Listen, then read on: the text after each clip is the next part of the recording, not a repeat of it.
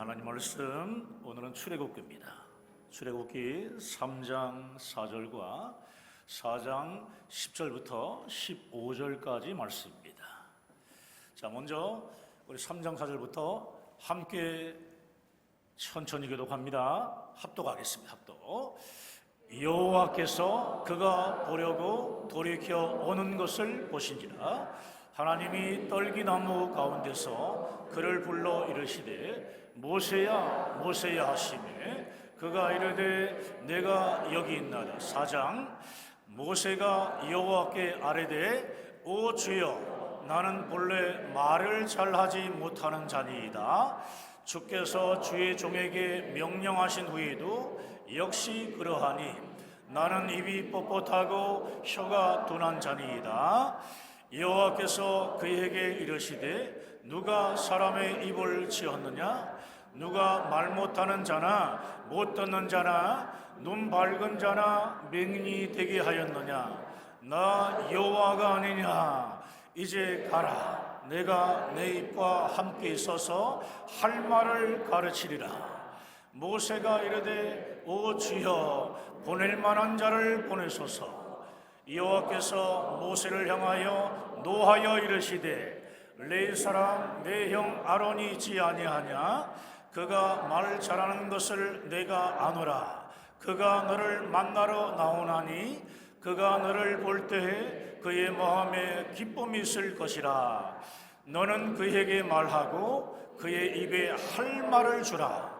내가 내 입과 그의 입에 함께 있어서 너희들이 행할 일을 가르치리라. 아멘. 우리 서로 앞뒤 좌우로 교제하시면서 앉겠습니다. 잘 되고 있습니다. 하나님이 하시면 다 됩니다. 따라합시다. 하나님이 하시면 다 됩니다. 오늘 말씀을 우리 함께 읽었는데 오늘 말씀의 제목은 모세야 모세야입니다. 연말이 되면 많은 성도들이 심각한 열등감에 사로잡혀 있는 것을 보게 됩니다. 아마도 한 해 동안 자신이 계획했던 대로 일이 잘 풀리지 않았기 때문일 것입니다. 자신의 연약함과 게으름 때문에 실수하거나 감당하지 못할 일이 많을수록 나는 정말 쓸모없는 자구나 하면서 깊은 열등감에 빠지는 것을 보게 됩니다. 반대로 한 해 동안 정말 열심히 노력을 했는데도 불구하고 좋은 결과를 기대했는데 좋은 결과를 얻지 못한 경우에도 깊은 열등감에 빠져서 나는 버림받은 인생이라며 주저앉은 경우도 있습니다. 오늘 본문을 보게 되면 하나님의 명령에 이런저런 핑계를 대며 자신은 절대로 할 수 없다며 깊은 열등감에 빠져 있는 모세를 보게 됩니다. 여러분, 사실 모세는 절대로 약하거나 못난 사람이 아닙니다. 도망자가 되어 미디안 광야에서 긴 시간 동안 처가살이를 하긴 했지만 40년 동안 왕궁에서 왕자로 자라면서 당대 최고의 엘리트 과정을 밟은 꽤 유능한 사람이었습니다. 그런데 모세는 지금 심각한 열등감에 빠져 하나님의 부르심에 자신은 안 된다고 지금 대답하고 있는 것입니다. 한 해 마지막 주일인 오늘 우리 모두는 크고 작은 열등감에서 온전히 벗어나야 할 줄 믿습니다. 열등감에서 벗어나지 않으면 사명에 사로잡힌 복된 인생을 살아갈 수 없기 때문입니다. 열등감에서 벗어날 수 있는 길 첫 번째를 살펴보겠습니다. 첫 번째는 뭐냐 하면 비교를 하지 말아야 합니다. 한번 따라해 보겠습니다. 비교를 하지 말자. 여러분, 남과 비교하면 절대로 안 됩니다. 비교하면 반드시 열등감에 빠지게 됩니다. 남과 비교하면 비교할수록 열등감에 빠져가지고 결국은 좌절하게 되고 낙마하게 되는 겁니다.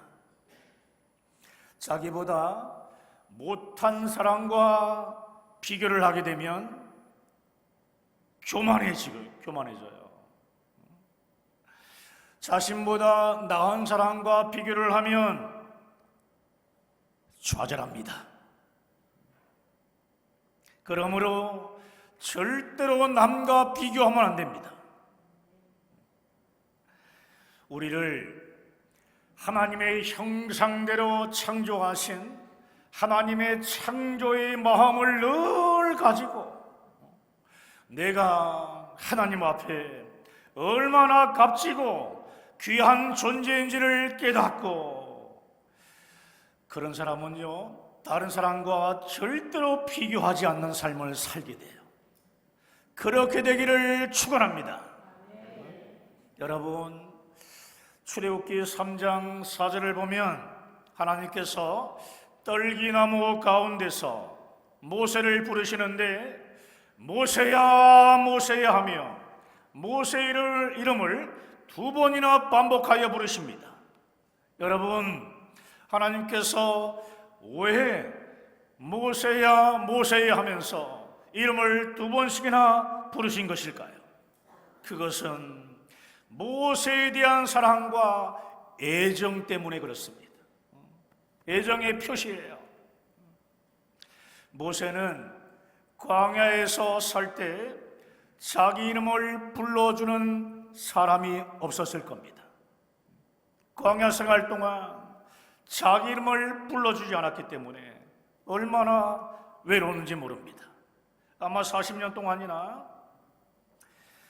미디안 광야에 살면서 모세는 자신의 이름의 정체성을 잃어버린 고단한 삶을 살았을 것입니다. 그런데 갑자기 자신의 이름을 두 번이나 불려줬으니 여러분 얼마나 감격스러웠겠습니까? 모세야 모세야. 이것은 모세를 향한 하나님의 사랑과 애정의 표시인 것입니다. 그리고 그의 정체성을 정말 확인해주는 방법이기도 했어요. 모세야 모세야, 나는 너에게 특별한 존재다. 반대로 너는 나에게 아주 특별한 존재다. 한번 따라해 볼까요? 너는 나에게 특별한 존재다.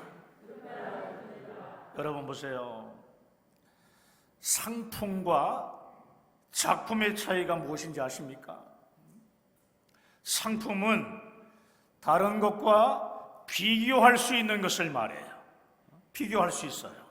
예를 들어 가지고 이 샴푸가 저 샴푸보다 더 좋다. 이렇게 상품은 서로 비교가 가능한 것입니다.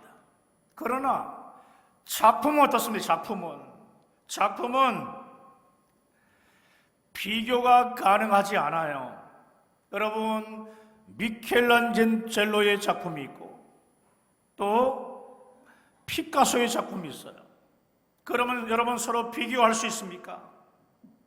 없는 것입니다.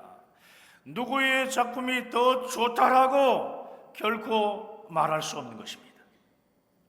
작품은 각각의 독특함이 있고 또 특별함이 있기 때문에 서로 비교할 수 없는 겁니다. 사랑하는 성도 여러분, 하나님께서 우리를 작품으로 만드셨을까요? 아니면은 상품으로 만드셨을까요?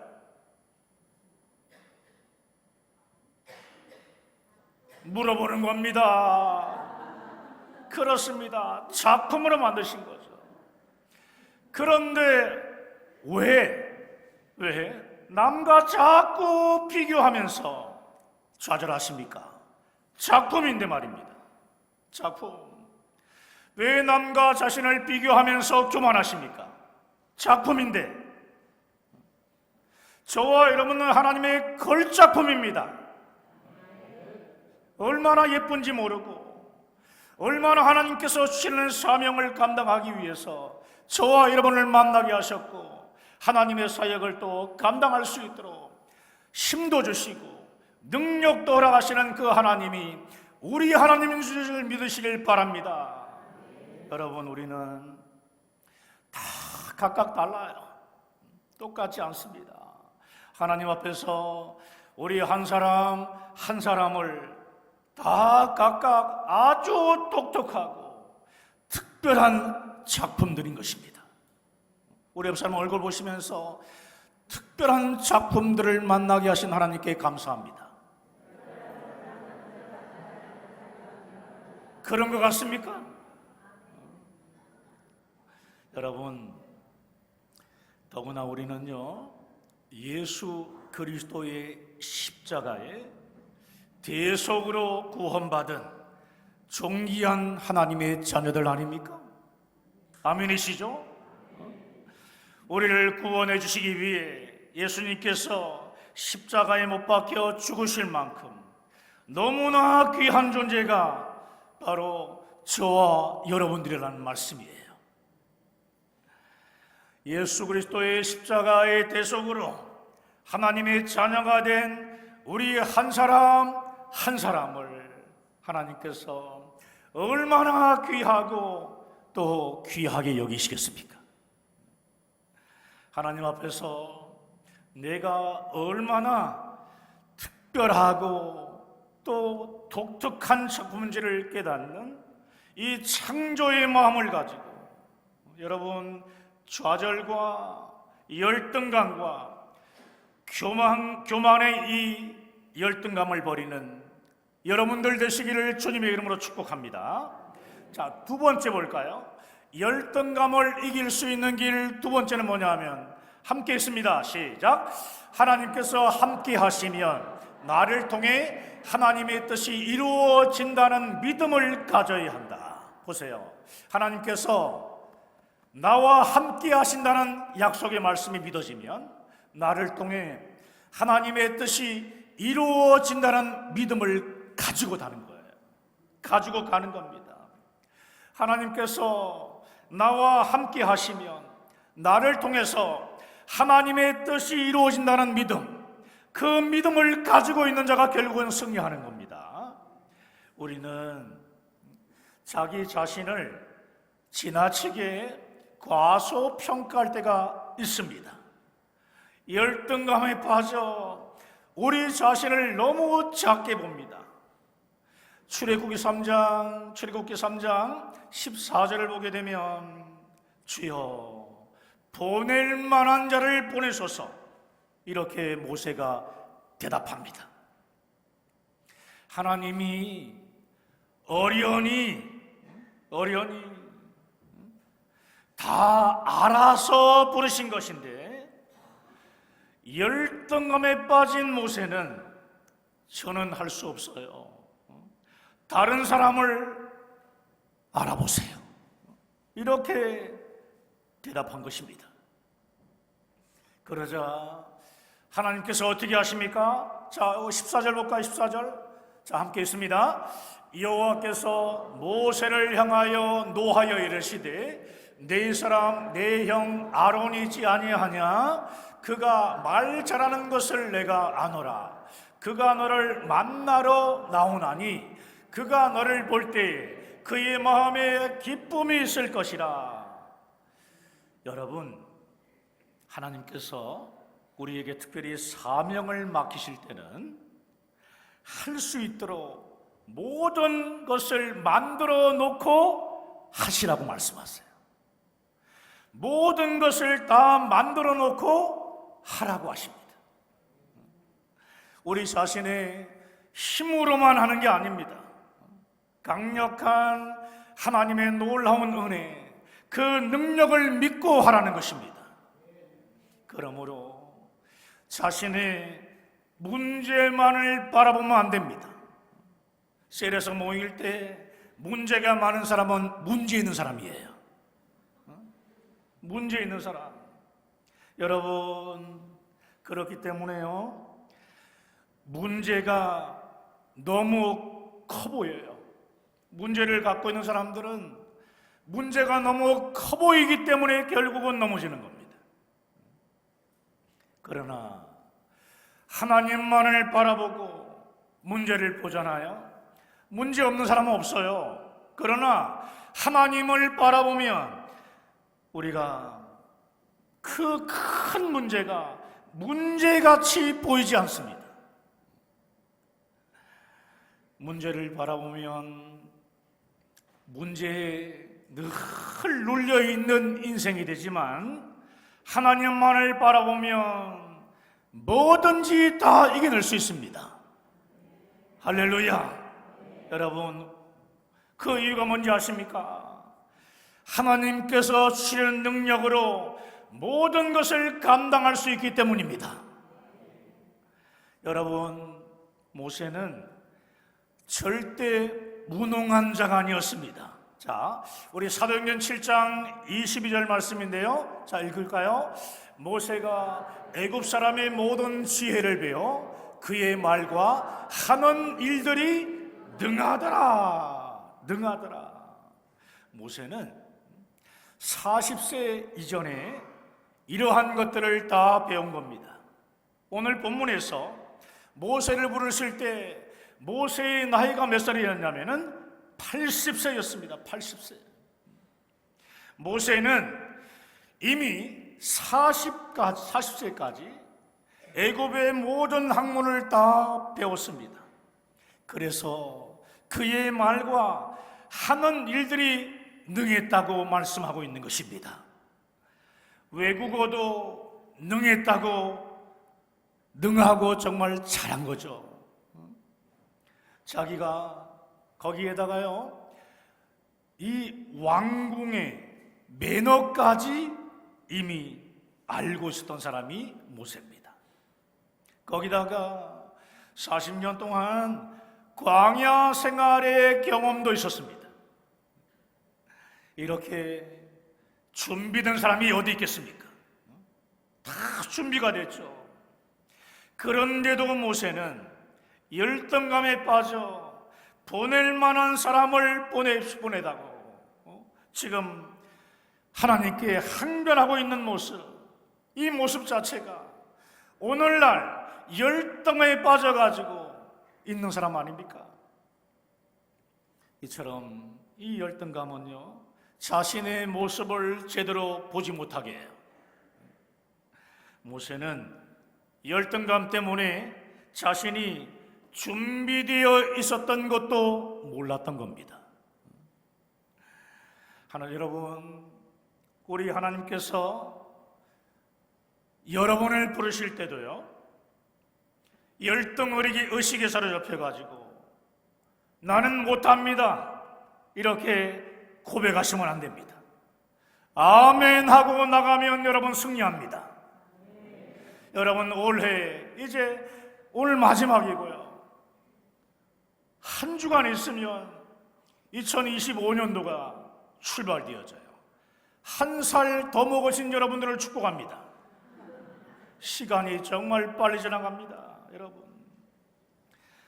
우리는 늘 하나님이 우리에게 어떤 일을 맡기실 때 아멘 하고 나아가면 여러분 이깁니다. 여러분, 가능하니까 시키신 거죠. 가능하니까. 중요한 것은 하나님이 시키셨다는 말씀이에요. 하나님이 시키셨다, 이렇게 생각하시면 정답입니다. 할만하니까 시키신 것이구나. 할만하니까. 자, 가슴에 손 대시고 할만하니까 시키셨다. 그렇습니다. 할만하니까 우리 하나님께서 시키신 겁니다. 아멘이죠. 자, 세 번째, 열등감에서 벗어난 길 세 번째는 뭐냐 하면 사명의식입니다. 고백해볼까요? 사명의식. 그렇습니다. 사명의식은 뭐냐 하면은 이것을 할 사람이 나밖에 없다라고 생각하는 거예요. 아, 이것은 나에게 맡겨진 것이구나, 이렇게 생각하는 거예요. 나밖에 할 사람이 없다는 이 사명의식을 가지면요, 다 할 수 있는 겁니다. 다 할 수 있어요. 사명이 내 인생에 불을 붙이며 열등감에서 벗어나 사명에 불타는 인생, 사명에 사로잡힌 인생이 되는 것이죠. 하나님께서 모세를 부르셔서 그 다음부터 하신 일이 무엇이었습니까? 모세에게 주신 이 사명, 모세의 사명에 불을 붙이신 겁니다. 불을 붙이신 거예요. 너는 할 수 있다. 계속 불을 붙이신 거예요. 사랑하는 여러분, 모세, 너는 이스라엘을 건질 사명자다. 출애굽시켜서 가나안으로 이끌 사명자는 모세 너밖에 없다. 이 소리가, 이 음성이 여러분의 음성이 되기를, 나에게 말씀하는 소리가 되기를 주님의 이름으로 축복합니다. 여러분, 짧은 인생을 영광스럽게 살고 싶지 않습니까? 굉장히 짧은 인생이에요. 짧은 인생. 사명을 붙들면 되는 것입니다. 사명을 붙들면 돼요. 열등감으로 인한 마음의 상처와 이 좌절은 사명이 불타오르게 되잖아요. 그러면 모든 것이 다 회복되어집니다. 열등감 때문에 무너진 여러분의 삶을 다시 일으킬 수 있는 방법은 다른 것 아무것도 없어요. 하나님께서 주신 이 사명을 붙잡는 길밖에 없는 것입니다. 사명을 붙잡으시길 바라요. 나는 쓸모없는 사람이라고 좌절하고 지금 여러분 힘없이 주저앉아 계신 분 있습니까? 나는 버림받은 인생이라면서 푸념하면서 심한 열등감 속에서 울고 계신 분들 있습니까? 지금 하나님께서 여러분의 이름을 부르시며 모세야 모세야 라고 이렇게 부르신 것처럼 여러분의 이름을 부르시면서 사명의 손을 내밀고 계시는 것입니다. 사랑하는 마음으로 모세의 이름을 부르신 그 하나님을 기억하면서 요하나 하고 여러분의 이름을 부르시는, 두 번 부르시는 그 사명의 손을 내밀고 계신 분이 주님이십니다. 여러분, 우리 교회 비전이 있습니다. 동아시아 선교 비전, 동아시아의 선교 사명을 붙잡으십시오. 동아시아 선교 사명을 붙잡으면 결국은 삽니다. 우리 개척 때 우리 2명 앉혀놓고 동아시아를 우리에게 주시옵소서. 얼마나 웃긴 일이에요 그게. 2명 앉혀놓고. 그런데 하나님이 지금까지 역사하셨고 또 앞으로도 역사하실 줄 믿고 믿음으로 달려나가고 있는 것입니다. 여러분, 찬양 회복을 통한 예배 회복 사명을 여러분 붙잡으십시오. 하나님께서 우리를 부르시고 우리에게 맡겨주신 사명에 사로잡히면 열등감에서 벗어나 가장 복되고 영광스러운 인생을 살게 될 줄 믿습니다. 2024년을 마무리하는 오늘인데요, 저는 늘사랑교회 모든 성도들이 열등감에서 벗어나 사명에 사로잡히는 사람들이 되어져 영광스러운 새해를 맞이하게 되기를 주님의 이름으로 간절히 축원합니다. 축원합니다.